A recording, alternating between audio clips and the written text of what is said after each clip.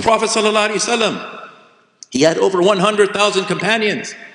Ibn Asakir, in his Tarikh al-Dimashq, he mentions that Abu Darda radiallahu anhu, a companion, had over 1,600 students in Sham.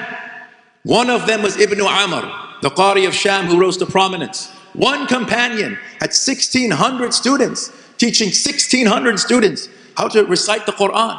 Now imagine how many total students from the Tabi'een there were, from all of the Sahaba who transmitted the Qur'an.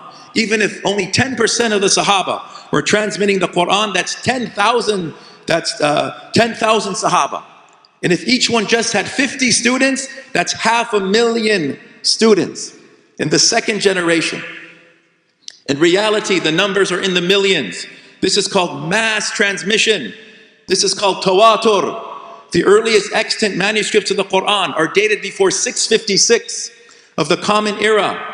Decades ago, before these manuscripts were widely accepted or discovered by Western scholarship, there was a controversial opinion held by a man named John Wansbrough, professor at SOAS in London, the teacher of Crone and Cook. He said that the Qur'an was actually written in the 8th century in Iraq by a committee of various authors from the Abbasid court.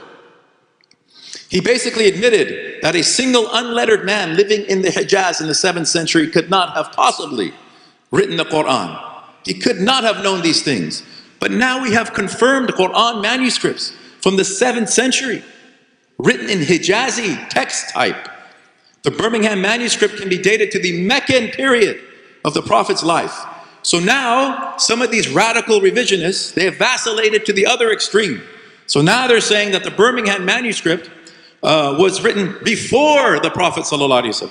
First the Qur'an was written after the Prophet ﷺ. Now it's written before the Prophet ﷺ. Such obstinacy. No, the truth is in the middle. The Qur'an was written at the time of the Prophet ﷺ. And of course, this has always been the general historical consensus. There's nothing wrong with our narrative. There are no holes in our narrative. Sometimes even very learned people, they say things they regret later.